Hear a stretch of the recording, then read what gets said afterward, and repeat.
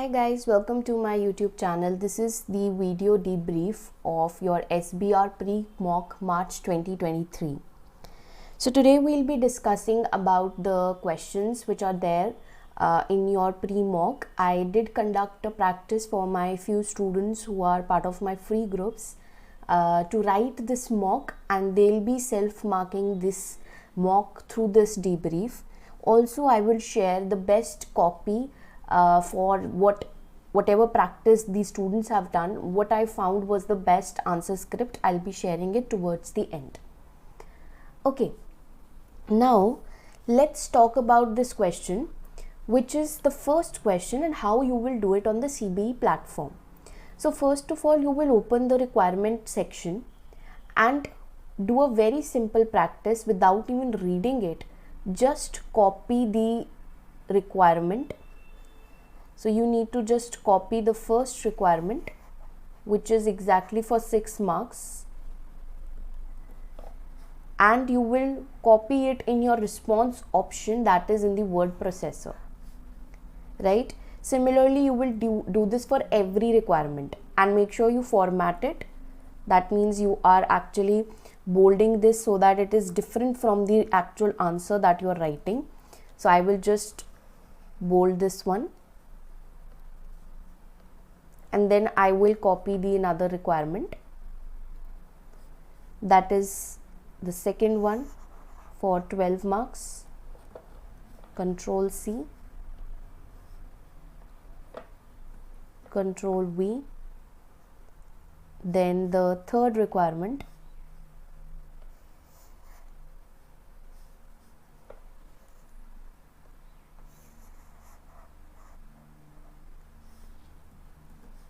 okay. Now I need not refer to the requirement section at least till the third requirement is over, that is the 3 parts of the A part are over. That means now I need not open the requirement section, so that will reduce my work to a great extent. So that is very important, a smarter way of doing your question, right? So let us start reading the question so that we can understand what is basically asked from us. And in these requirements, if you just read the first one, how the defined benefit scheme should be accounted for and how the change in defined benefit scheme should be treated in the financial statements. So there are 2 parts of this requirement.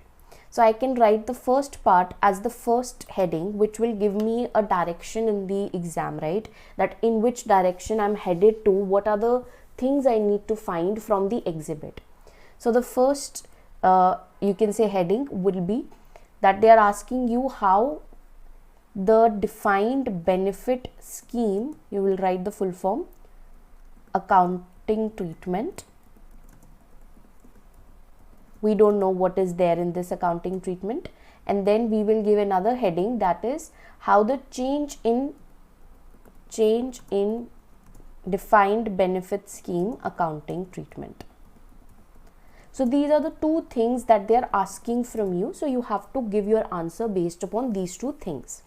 Now this question relates to exhibit 1, right? So this is exhibit 1. So I will just refer to exhibit 1 for this question. And again, as a student, you should be aware of 1.8 minutes per mark.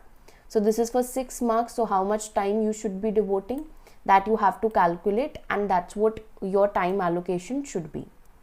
Now let us see that what is the question, what is the exhibit. So you can use these features available of highlighting, calculator and strike through. So they are saying Costas operates a defined benefit scheme for its employees, and the cost of remeasurements of the current year in accordance to IS 19 is 14 million. So basically what is there is a cost. That means there is a loss, impairment, or you can say there is a remeasurement loss. This remeasurement cost has been included in administrative expenses. Oh my God. So that means the treatment is wrong. So in order to reduce the risk which it is exposed, Costas directors are considering reducing the number of participants in the defined benefit scheme. So they are now thinking that they will reduce the number of people in the scheme. That means they are going to curtail certain people, they are going to lay off people. So the company would pay compensation from plan assets to those participants who are affected. So this question is related to normal, general, and a very easy thing, that is remeasurement component. So we will first here talk about IAS 19. So you will give in bullet points or you will give it in small lines. So you can start it like in bullet points only. So the first point that I'll state is that IAS 19 states that remeasurement component arises because of the difference in the calculation of the accountant and the actuary, where the actuary takes into consideration many other qualitative aspects like life expectancy, future interest rates, etc., to calculate the real fair value of plan asset and pension liability, right? Then you will say the remeasurement component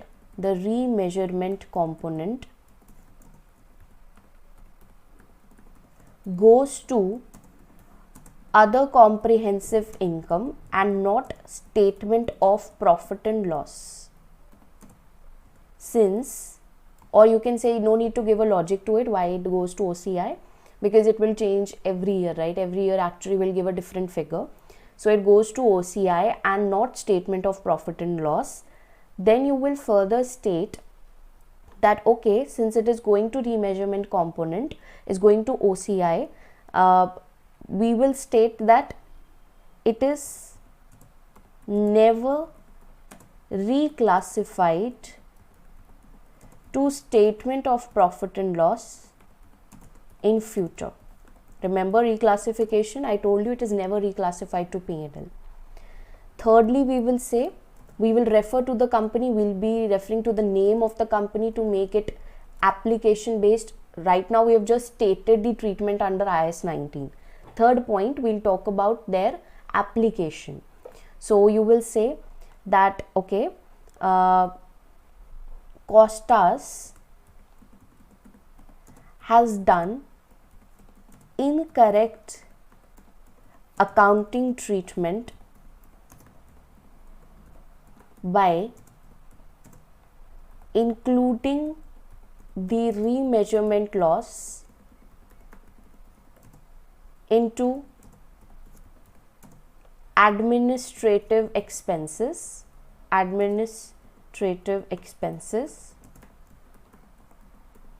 and thus should pass the following rectifying entry. This will just give a good impression to the examiner where you know there's a mistake and you can easily frame its journal entry to rectify. So you should do it. So what will be our rectifying entry?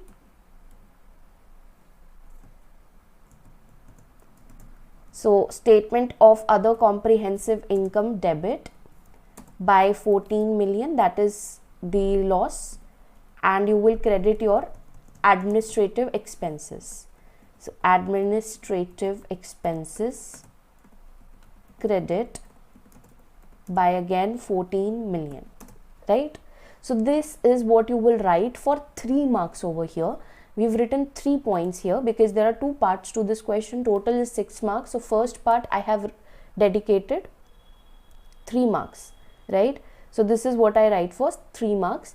If you have done different bifurcation, that means you have written 4 marks over here or 4 points over here and 3 points over here or 2 points over here. So that will also give you 6 marks. So these are 3 relevant points. So I get 3 marks for writing this. Then change in defined benefit scheme, or you can also write one more point over here where you can simply, you could have just simply explained that out of in IS 19 states that the service cost component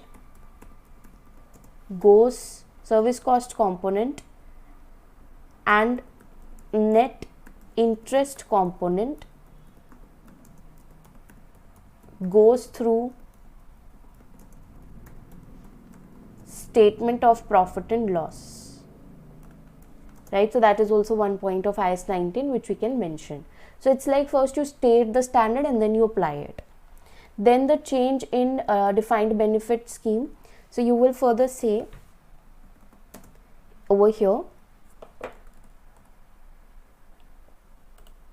the first point that we will write is Costas is considering to reduce the number of employees, which indicates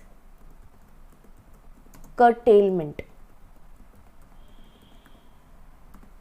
They will also compensate the employee, or you can say the redundant employee, out of the planned asset. So first you just identified this, that this is curtailment. Next you can write IS 19, or you can say Costas in accordance with IS 19 should calculate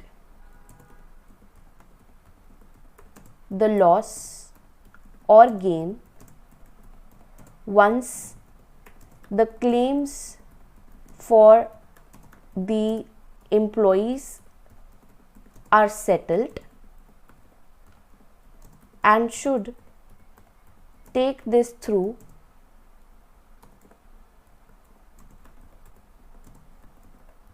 statement of profit and loss.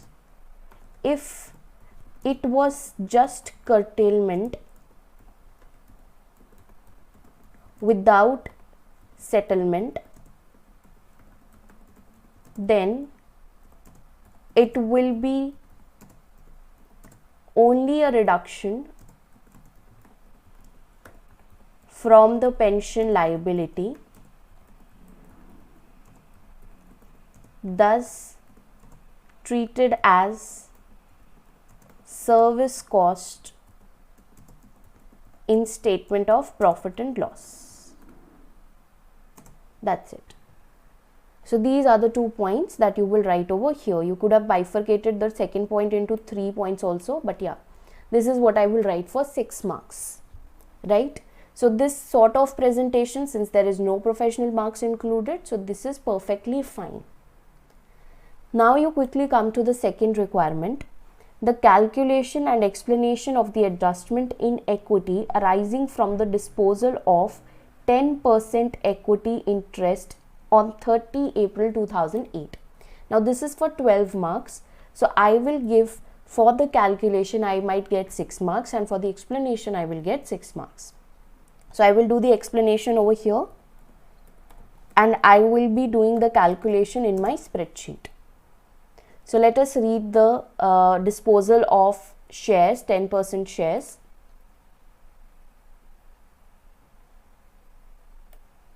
Okay. So here you can see that on May 2006, Costas acquired 70% of equity interest in Eastern. The purchase consideration was cash of 150 million. So this is like the purchase consideration.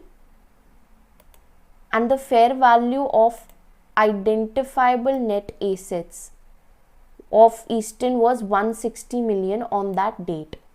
So the proceeds that you are paying were 150 and the net asset is 160. The fair value of NCI was 54 million on the acquisition date. Fine. The share capital and retained earnings were 55 and 85. So you are given basically the net assets of the subsidiary. So you are given the bifurcation of that, right? So the excess of fair value and over the carrying amount is due to the plant, which is depreciated using straight line method and has a 5-year remaining life at the date of acquisition. So this is fair value adjustment, simple. Then Costas disposed a 10% equity interest. Out of 70 you disposed 10. So this is just control to control situation. You still have 60% of the subsidiary for a cash consideration of 34 million. So this is basically your cash proceeds for disposing the 10% interest. The carrying amount of the net assets of Eastern at 30 April were 210. So this is basically at the date of disposal. The net assets of the subsidiary were 210 before any adjustments on consolidation. Goodwill has been impairment tested annually and as 30 April had reduced value by 15%. So goodwill has been impaired by 15% as of now, and at 30 April had lost a further 5% of its original value before the sale of equity interest to NCI. So they are saying that the goodwill had reduced by 15% and at 30 April 2008 it was further reduced by 5% before the sale of the equity interest. So there are 2 times the impairment, right? Okay. Now let us actually look at what we will be doing for this particular question. So we'll first move to our word processor, where we are going to give the explanation and everything, right? And then we'll further talk about the other things.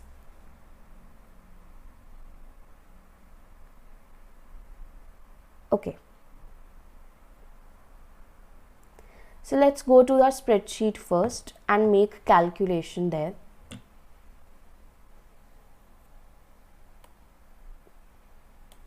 Let it just load.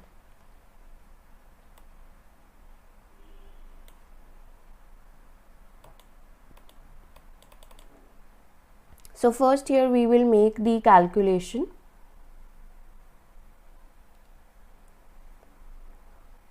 How we will come to know that what is our journal entry. First of all, when it is a control to control situation, your NCI will actually increase if you are there. This is a step disposal, right?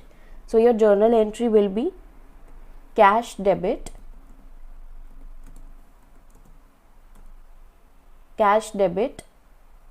NCI credit, and the balancing figure will go to other components of equity, right? So this is what we do for the journal entry: cash debit, NCI credit, and OCE credit, right? Let us just increase the size.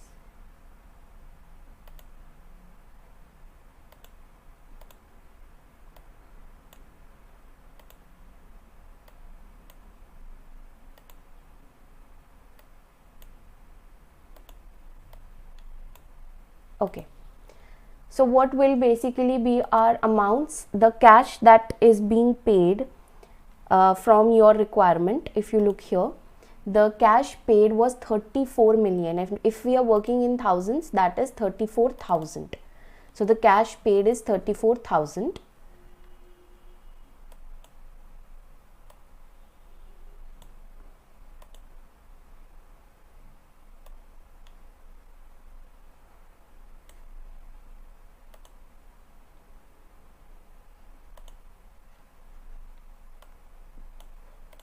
Okay, then the NCI, if we talk about the NCI, we have to calculate by how much was my NCI actually increased, right? So that we will have to create a working for it. How will I come to know what is my increase in NCI, right? And the balancing figure will of course go to OCE. So let's make a working note number 1, where we are going to talk about our the NCI increase. So to calculate the NCI increase, I basically need few things. That is net assets of the subsidiary, net assets of subsidiary,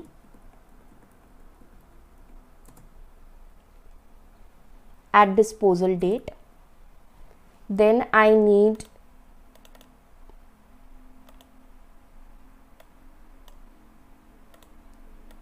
what I need is basically the goodwill, right?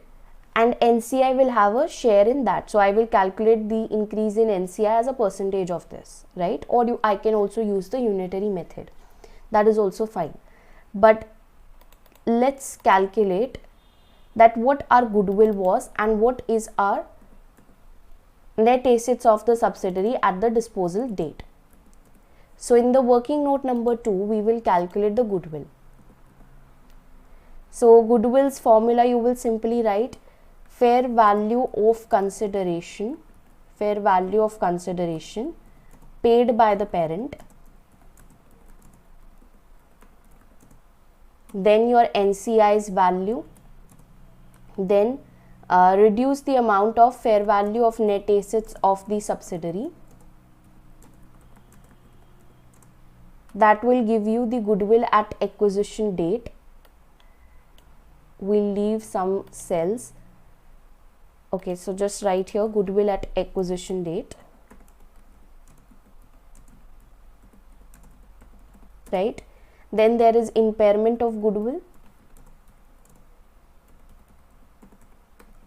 which will give you goodwill at disposal date, right? So let us find out what is the consideration paid by the parent. So here basically the amount that the parent is paying is the cash consideration, which is 1,50,000. So 1,50,000, you can check it out here. They've written that 1,50,000 was paid for the purchase of the subsidiary. So we can say that we are paying 1,50,000. That's fine. Then NCI at the acquisition date. What was your NCI at acquisition date? That is again given to you in your exhibit, where they've written that it was 160 million. So we'll take it as it is, 160 million. That means 1,60,000. We are working in thousands. What was the fair value of net assets of the subsidiary at the acquisition date? They said we acquired it at 1,60,000. That was the carrying amount. 1,60,000 was the carrying amount, right? Then what comes out to be the goodwill?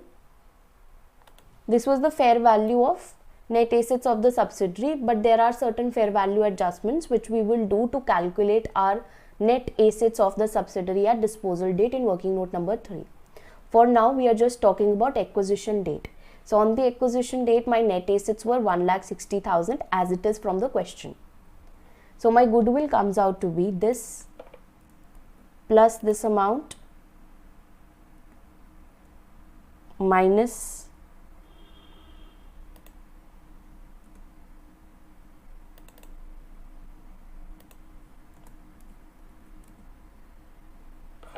okay, I've written some wrong figures, I guess.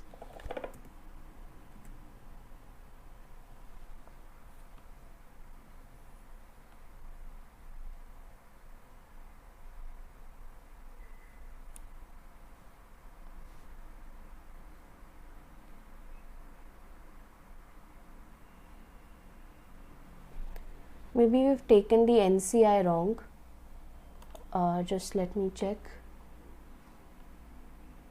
Yeah, so NCI at acquisition was 54 million, not 1,60,000. So this is 54 million, which means 54,000. So your goodwill at acquisition is 44,000. Then they said that this goodwill was impaired by 20% in total, because 15% first and then 5%. And that is total on the cost at 44,000 only. Read this line again. They have written that further 5% on its original value. So that means total impairment is of 20%. So you will calculate the goodwill impairment. It is equal to 20% of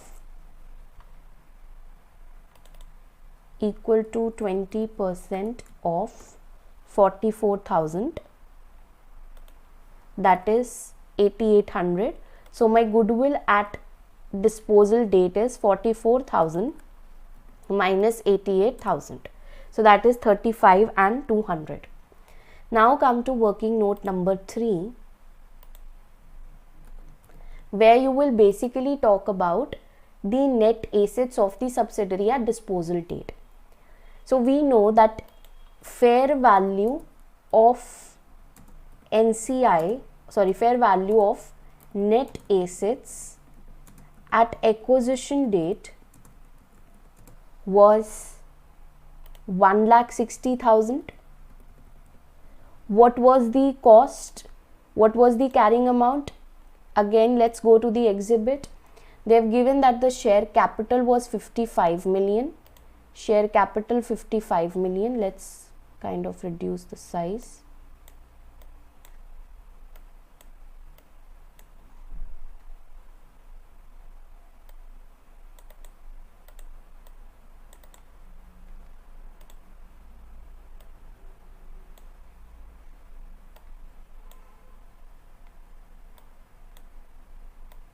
Okay, that is the fullest.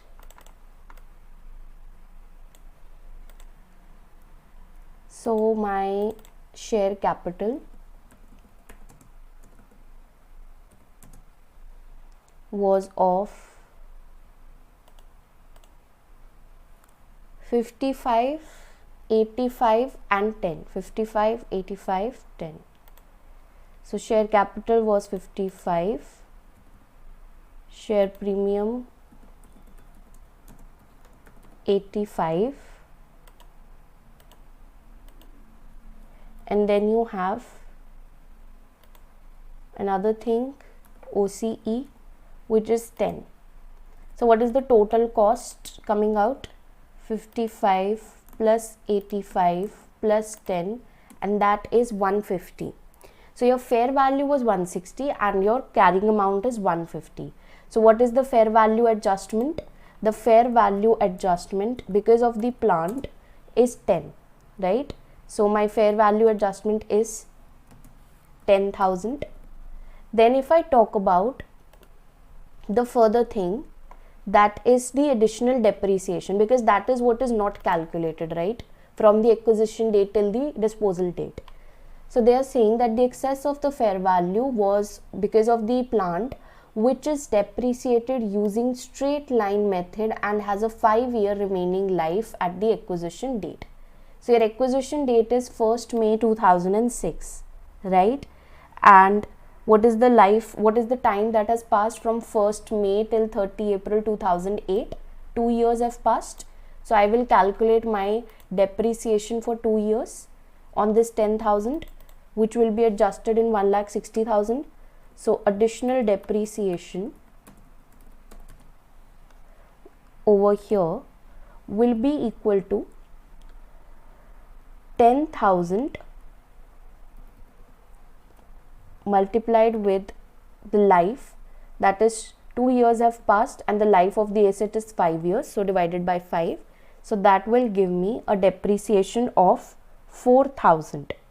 So that gives me the net assets at disposal date would be 1,60,000 minus this 4,000, that is 1,60,000 minus this 4,000, 1,56,000, right? So this 1,56,000 is what we will take into our consideration. Okay, fine.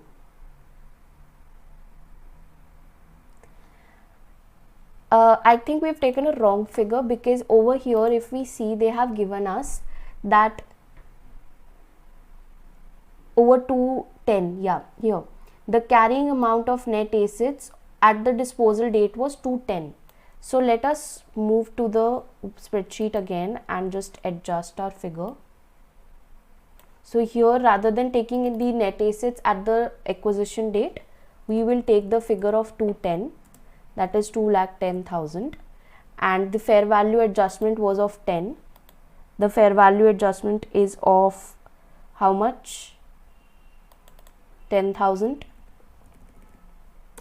right? So now the total net assets, which we are going to consider is 2,06,000, right? Additional depreciation will be deducted.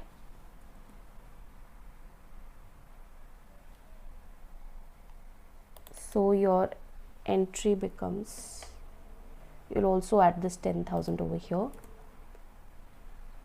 So your total net assets at disposal date becomes 2,16,000, which you will take in the first part, which I said, where we will calculate our increase in NCI, right?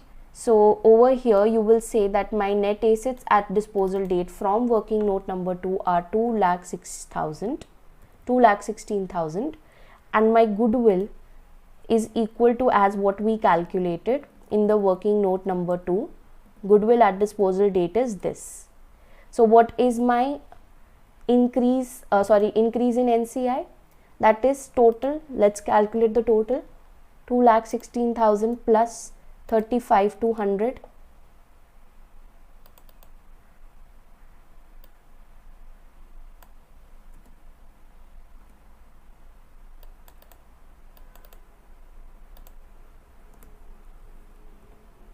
Okay, so 25,1200, and the increase is 10% of this. So the increase in my NCI is 25,120.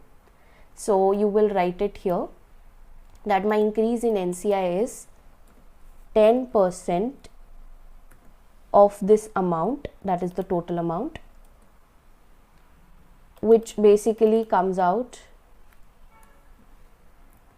to be 25,120, and the remaining, the balancing figure.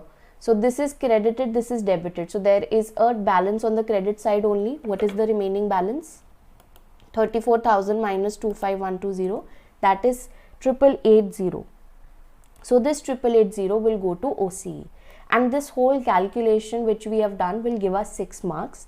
Now further, let's explain it in a word processor. For the 6 marks, what we will write?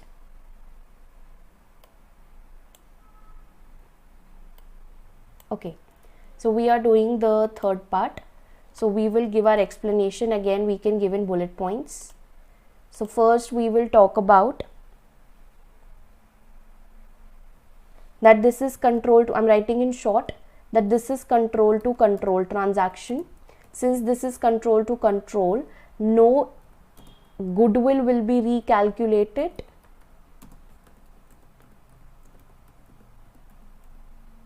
So this is control to control step disposal, no goodwill recalculated, no loss, no profit and loss, no profit and loss on disposal to be calculated.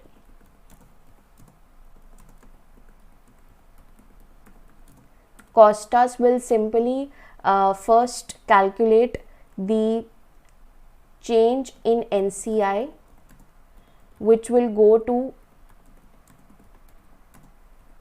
OCE, like or you can say change in NCI, will be compared to the cash proceeds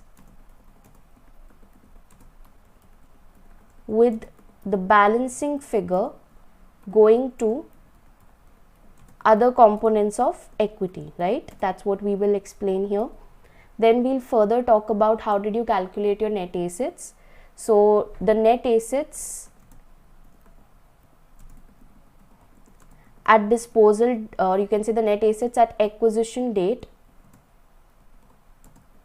were 160, whereas the cost was 150, which means the fair value adjustment was 10. Then you will further talk about in the 210, that is the net assets figure at disposal date before any adjustments, the fair value adjustments including any additional depreciation will be adjusted, right? So these are the few points we can always talk about. If you can think of any more, you can. It's more like you draw a graph, you explain the graph. Simply you do a calculation and then you explain that calculation. So this is what I would say. You guys can do it yourself. Fine. Then the third requirement, it talks about how the bond should be treated or classified of the potential impairment. You should ignore the tax effects. How the bond should be classified. So first part of this is classification of bond. Then the second part of this question talks about potential impairment, right? So if you read out the third exhibit, what they talk about this, okay, let's read this one out. On 1st May 2005, Costas purchased a 20 million 5-year bond with semi-annual interest of 5% payable on 31st October and 30 April. The purchase of the bond was 21.62 million. The effective annual interest rate is 8% or 4% on a semi-annual basis. The bond is classified as an amortized cost financial asset in accordance with IFRS 9. During the preparation of the consolidated financial statement, the financial controller identified the interest due on the bond and had not been received. She observed that interest had been paid almost 4 weeks after the due date and is concerned that the asset may be impaired.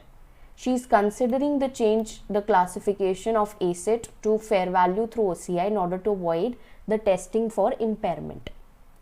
So what we will write over here is that first of all we'll talk about whether classifying it under amortized cost is right or not. Right? So we will talk about the two tests which are there. That is the business model test. No need to do any calculations over here because they're just asking you about how will you record it and not exactly the calculations. So first we will talk about the business model test, the contractual cash flow test, right? And if what happens when we keep it under amortized cost, right? So what are the rules for amortized cost? That's what we'll talk about. And then we will apply it to the case study, whether it is correct for Costas to keep that asset under amortized cost or not. Then the potential impairment. Now we'll further talk about that is this, okay, on here only we will talk that whether it is allowed to move from amortized cost to fair value through OCI. We will say we can only do the change in this accounting policy. This is a change in accounting policy, right? And if that change is required by the standard, we can do it only when it is required by the standard, or it will give a better, or you can say a relevant and faithful representation. That's the only when I will do this under IS 8. I hope you all remember. change in accounting policy. So what Costas is saying over here, that they want to change the accounting policy or the accounting choice because they want to avoid impairment. So first of all, we will say, even if we keep it under fair value through OCI, it will be still tested for impairment. Still tested for impairment. Plus we will say that avoiding the impairment is not a good thing. It's earning managements. So that is what we will not actually consider or we will not actually do. Right? So it is basically not allowed to do such things. So we will not do it, and it will it will inflate our profit. So it is not allowed and we will not do this. Then you will talk about the potential impairment. Over here they are saying that there are some issues with the repayment. So this is an indicator of impairment, and you will create a loss allowance where you will consider the credit risk, and here it seems that it significantly increased, and which is why the loss allowance to be created is lifetime expected loss allowance. You will further explain what is lifetime expected loss allowance. That is what is our expectation, the cash shortfall, basically expectation to receive from the bond versus what is the contractual amount. So now we are expecting less because there is a credit risk. So this lifetime loss allowance is created to statement of profit and loss. So these are the things you will be explaining and discussing over here in the question 3, right? So very easy thing to do. I don't find any difficulty in this question. Then this one, potential acquisition of shares. So here what they have said is, let's read this one out as well. The director of Costa's company are considering the purchase of an equity stake in another company, Western company. However, they are concerned that the investment is of a risky nature. They are looking to acquire a 25% holding initially, and if the investment proves to be successful, then they will look to acquire 50% more, giving a 75%. And the requirement is, let's read the requirement. Explain how the initial 25% will be accounted in both the statement, individual statement and consolidated statement, and discuss how an additional 50% will be accounted in the consolidated statement. So very, very simple requirement, not much of the facts and figures involved. So we'll first talk about how it will be treated in individual, the 25%. So it will be normal IFRS 9 investment, financial asset, right? So you will talk about that we will keep it under fair value through P&L or fair value through OCI. This is an equity instrument. You will talk about the rules. So we are not given enough information here that whether we have made an irrevocable choice or not. So we'll talk about the rules of fair value through OCI. Must not be held for trading and made an irrevocable choice, right? Then we will talk about the additional. Okay, how will you treat this in consolidated financial statement? The 25%. This will be IS 28 associate, where you basically have significant influence, right? So this is what you will state over here. You will talk about the single line accounting, the cost of investment in the associate in SFP, and share of profit in associate in statement of profit and loss. So that's the only two things we'll report with regards to this associate. Then you will further talk about additional 50% that we are planning to purchase. So if we do that, this will be treated as step acquisition, where we will calculate in the step acquisition. What we do is we first calculate the fair value of that 25% interest, which will the movement will go to statement of profit and loss. That means you will calculate the fair value of previously held interest, that is 25%, with the fair value movement going to P&L, and then you are going to calculate the goodwill, and you will do line by line consolidation. So that is a very simple question, basic, just mere basic. 25% in individual will be just an IFRS 9. In consolidated financial statement, it will associate. You know all IAS 28, what it is, how we account for IAS 28. Then you know if it will be a step acquisition, what are the processes to be followed, right? So now you can also access the answer to this question. Like if you submit this whole exam, you can see it in your marks section and you can actually see the answers over here. Okay, so these are the answers to your questions available in the marks section, where you have to just click on see the marking script or see the sample answer. So you can check out your answers over here. Now I'll quickly tell you that which student has actually done really well in your mock that I conducted. So this is the paper, you can see. Okay,